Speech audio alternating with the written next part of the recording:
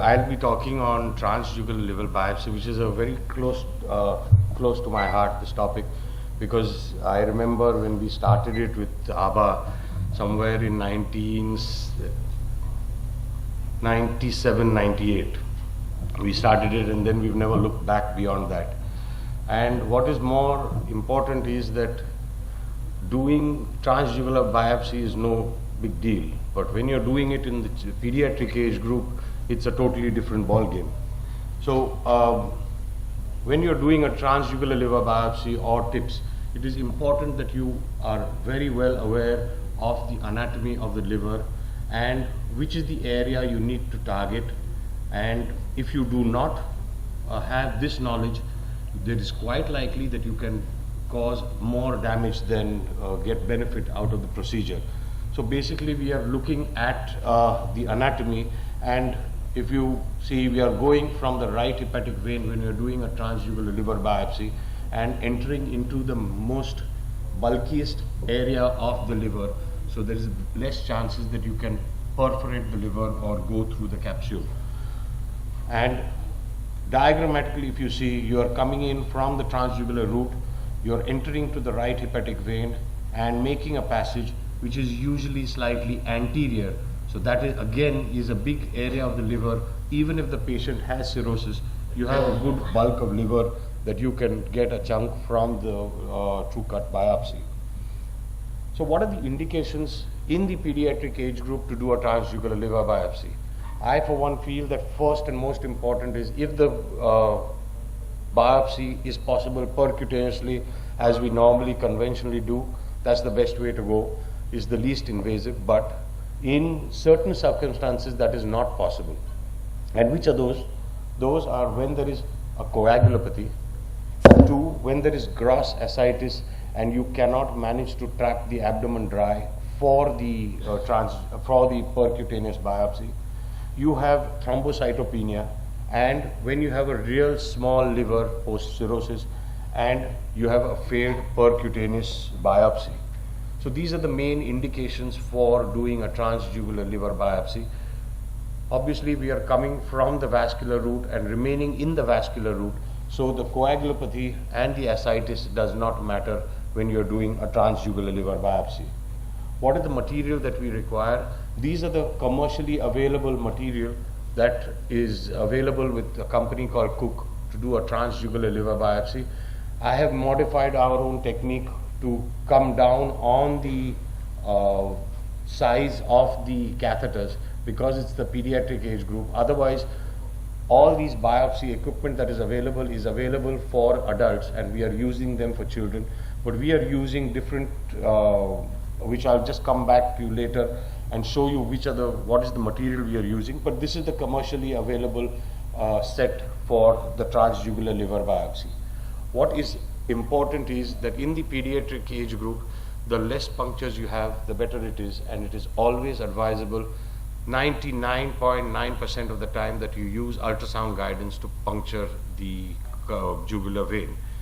The anatomy of the jugular vein, we all know, is very close to the carotid artery, and we don't want to puncture the carotid artery. So ultrasound guidance is the way to go to puncture the jugular vein. Excuse me.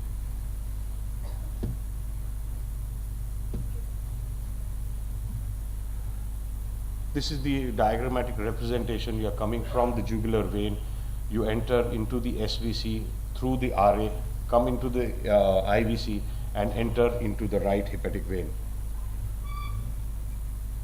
It is always better to use a true cut. That is why the results of transjugular liver biopsy are much better than just an aspiration cytology. You are entering into the hepatic vein and perforating the hepatic vein and coming into the liver parenchyma and taking out a true cut piece. And this is what the profile of the transjugular liver biopsy needle looks like, the tip which takes out the chunk of the liver tissue. So what is the technique that we follow? We're using a 6 French braided sheath to puncture the jugular vein and enter into the IVC. Use a cannula, a catheter to use a multi-purpose catheter to cannulate the right hepatic vein. Once you have entered the right hepatic vein, you confirm that you are in the right hepatic vein and advance the 6 French braided sheath into the right hepatic vein. Once we have achieved that, all we have to do now is take the transjugular liver biopsy needle, which is sheathed over a 6 French catheter, which protects the tip so that you don't perforate the sheath or you don't perforate any of the structures while you are introducing the needle. A picture showing you the sheath. This is the round tip of the sheath which is in the hepatic vein. You have confirmed that you are in the right hepatic vein. You advance the transjugular liver biopsy, trigger it, you get a piece, and after you finish the procedure, it is always a must that you do a hepatic venogram to check whether there is any fistula, whether you have perforated any structure where you need to do something about it. That could be a hepatic artery, it could be a portal vein. Most of the time they heal by themselves, but if it is the artery, usually it does not and develops a pseudoaneurysm, and you might have to treat it immediately. So comparing aspiration to TrueCut, this is, I've just done a search, and which shows that in aspiration the success rate of getting good tissue for histopathology is 68%, whereas in TrueCut it is 97%. So what are the complications of a transjugular liver biopsy? Common whenever you are puncturing any vessel, you can have an access site hematoma. Capsular puncture, as I said, if you do not know which is the alignment, which is the position of the liver, you can go through and through the capsule, and that could be a problem. So that is why, again, showing you here, it is important to note that to what extent you can go, your throw of the needle would be. So remember that you cannot go beyond this point, because then that is where the capsule is, and you can have a lot of bleeding intra-abdominal if you are not careful of that. You can have hemophilia, which most of the time settles down, but if it is because of perforation of a hepatic artery, that could be a problem. Fistulas, maybe with the portal vein, is seen, but usually if you wait for some time and do an ultrasound, you'll see that these fistulas close off by themselves. So that was to do with transjugular liver biopsies. Now coming to the other venous interventions, basically I'm going to talk on TIPS, but before you can go on to TIPS, it is always important that we talk of Budd-Chiari syndrome also, because that is a precursor to TIPS. If it is possible for us to do hepatic vein dilatation and restore the liver function to a certain extent, you can quite avoid doing a TIPS. But before I come to that, the olden days, what we used to do was, when endoscopy was not so well advanced, we used to have patients with intractable variceal bleeds and could not be controlled. We used to go transhepatic, go into the portal vein and embolize the varix. As we can see here, we have gone into the portal vein, and this is the huge varix that you are seeing going up to the esophagus, and we have coil embolized the whole varix. That is just to show you the history. Now, when you're talking about Budd-Chiari, it is always better to try and revascularize as many of the hepatic veins as possible, if not at least one. This is a 6-month-old child with intractable ascites. USG showed a massive ascites, and Doppler was normal, which we very often see today. That, I think, is because either it's the lack of awareness or lack of knowledge of the sonologist to what to look for in Budd-Chiari syndrome. Remember this color Doppler of the liver showed that all the hepatic veins were normal. You're seeing here there's a tight stenosis. There is no flow into the IVC, suggesting that there is a tight stenosis. You are seeing collaterals developed here. We put in a balloon dilated, and final result is very good. This was for the right hepatic vein, and looking at the middle hepatic vein, again the same story, a tight stenosis of the hepatic vein junction with the IVC. again balloon dilated it, and finally you no longer see these collaterals fitting, and you're seeing good antegrade flow into the IVC.